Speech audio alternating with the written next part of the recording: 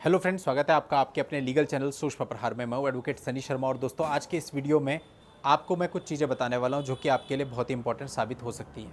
आज की इस वीडियो में बात करने वाला हूं इलेक्ट्रॉनिक एविडेंस पर। इलेक्ट्रॉनिक एविडेंस में कई सारी चीज़ें आपके पास हो सकती हैं, जैसे कि एक दूसरे के बीच की कॉल रिकॉर्डिंग आपके पास हो सकती है, व्हाट्सएप मैसेजेज आपके पास हो सकते हैं, वीडियो रिकॉर्डिंग आपके पास हो सकती है, सीसीटीवी फुटेज आपके पास हो सकता है। तो ये जितनी भी चीज़ें होती हैं, बहुत सारी क्वेरीज और क्वेश्चंस ऐसे हैं कि सर क्या ये कोर्ट में एडमिसिबल होंगी, क्या हम इसको कोर्ट में दे सकते हैं, क्या कोर्ट इसको मानेगा या कोर्ट इसको नहीं मानेगा।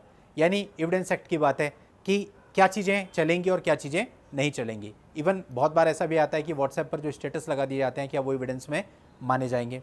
तो आज की इस वीडियो में मैं सारी ही चीज़ों पर आपको एक एक करके बताऊंगा, क्या चीज़ कोर्ट में मानी जाएगी, क्या चीज़ कोर्ट में नहीं मानी जाएगी, और जो चीज़ मानी जाएगी तो किन कंडीशंस में मानी जाएगी। तो आखिरी तक आप वीडियो में बने रहिएगा, बहुत इंपॉर्टेंट वीडियो है। यदि आपने अभी तक भी इस चैनल को सब्सक्राइब नहीं किया है तो चैनल को सब्सक्राइब करके नोटिफिकेशन बेल पर जरूर क्लिक कर दें, क्योंकि इस चैनल पर इस प्रकार की इन्फॉर्मेशन मैं आप लोगों के लिए लेकर के आता रहता हूँ। देखिए, सबसे पहले हम बात कर लेते हैं कॉल रिकॉर्डिंग की। जब आपके पास कोई कॉल रिकॉर्डिंग होती है, वो कॉल रिकॉर्डिंग आपने स्वयं नहीं की है, यानी आप किसी पार्टी से बात कर रहे हैं, आप अपनी वाइफ से बात कर रहे हैं या किसी रिलेटिव से बात कर रहे हैं और उसकी कॉल रिकॉर्डिंग आपने कर ली। अब ये आपके पास एविडेंस है। क्या इस एविडेंस को आप प्रोड्यूस कर सकते हैं? बिल्कुल कर सकते हैं।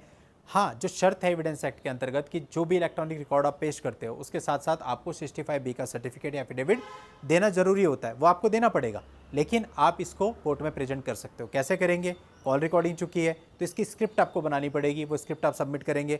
उस ट्रांसक्रिप्ट के माध्यम से आप अपनी कॉल रिकॉर्डिंग को कोर्ट के सामने रख सकते हैं। लेकिन अगर सामने वाली पार्टी चैलेंज करती है आपकी उस पर्टिकुलर कॉल रिकॉर्डिंग को, तो आपके पास जो ओरिजिनल डिवाइस होगा जिसमें कि वो कॉल रिकॉर्डिंग सेव थी, उसको भी मंगाया जा सकता है। यानी कि आप इन शॉर्ट ये कह लीजिए कि जिस डिवाइस में आपने रिकॉर्डिंग करी है उसको भी सेफ रखना काफ़ी ज़रूरी आप लोगों के लिए हो जाता है। अब दूसरी चीज़ इसमें यह आती है कि जो कॉल रिकॉर्डिंग है, यदि इसमें आप पार्टी नहीं है, मतलब दो लोगों के बीच की कॉल रिकॉर्डिंग है, उसको आप प्रेजेंट करते हैं, उसमें आप दोनों पक्ष में से कोई से भी पक्षकार नहीं है, तो ऐसी कॉल रिकॉर्डिंग को देने में आपको प्रॉब्लम आ सकती है, क्योंकि ऐसे में निजता के उल्लंघन का सवाल उठता है और प्राइवेसी वायलेशन का मैटर आ सकता है आपके ऊपर। सामने वाली पार्टी कह सकती है कि इन्होंने हमारी प्राइवेसी का वायलेशन किया है हमारी रिकॉर्डिंग को पेश करके। तो यहाँ पे हमें इस चीज़ से बचना चाहिए कि अगर उस रिकॉर्डिंग में हम कोई भी पार्टी नहीं है तो कम से कम वो रिकॉर्डिंग हमको कोर्ट में पेश नहीं करनी चाहिए। अब बात आ जाती है व्हाट्सएप मैसेजेस की। व्हाट्सएप मैसेजेस में यह है कि यदि आपके पास कोई व्हाट्सएप मैसेज है, उसका ओरिजिनल डिवाइस आपके पास सेव है जिसमें वो व्हाट्सएप मैसेज आए हैं, तो आप उसके स्क्रीनशॉट लेकर के कोर्ट में लगा सकते हैं। उस स्क्रीनशॉट में व्हाट्सएप मैसेज का टाइम, डेट और जो नंबर है सामने वाले का वो मेंशन जरूर होना चाहिए। ऐसा नहीं है कि आपने किसी पर्टिकुलर नाम से नंबर सेव कर रखा है तो ऊपर लिखा हुआ आ रहा है वाइफ नंबर या ऊपर लिखा हुआ आ रहा है वाइफ का नाम या किसी और का नाम, और आप उसको पेश कर रहे हैं। आप जो व्हाट्सएप मैसेज के स्क्रीनशॉट या प्रिंट आउट पेश कर रहे हैं उनके ऊपर उस पर्टिकुलर नंबर का उल्लेख होना चाहिए जिससे वो व्हाट्सएप मैसेज आपको आया है।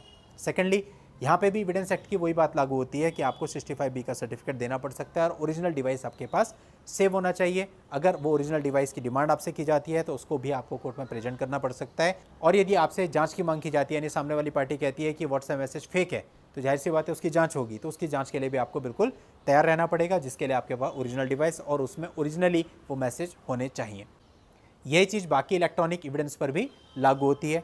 अब बात कर लेते हैं वीडियो रिकॉर्डिंग की। वीडियो रिकॉर्डिंग में भी बिल्कुल वही सिद्धांत है, जिस तरह से आप ऑडियो रिकॉर्डिंग को या कॉल रिकॉर्डिंग को पेश करते हैं कोर्ट में, उसी तरह से आप वीडियो रिकॉर्डिंग को भी पेश कर सकते हैं। और वीडियो जो होगा उसको एक CD में राइट करके वो CD भी आप कोर्ट में फाइल कर सकते हैं और उसकी जो कन्वर्सेशन है वो स्क्रिप्ट की फॉर्म में आप कोर्ट को दे सकते हैं। साथ ही साथ 65B का सर्टिफिकेट देना अनिवार्य होगा। अब बात करते हैं CCTV फुटेज की।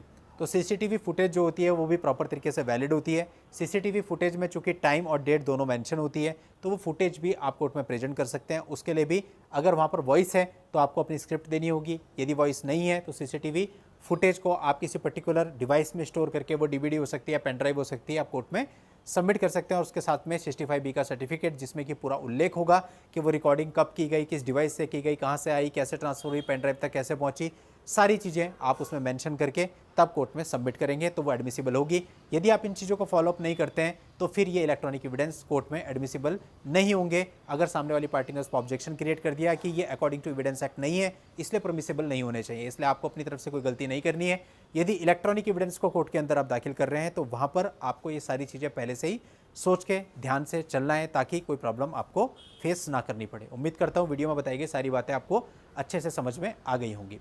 चलिए दोस्तों, आज के इस वीडियो में इतना ही। नेक्स्ट वीडियो में नई लीगल जानकारी के साथ मैं आपसे फिर मिलता हूँ। तब तक के लिए good bye and thank you for watching. Take care.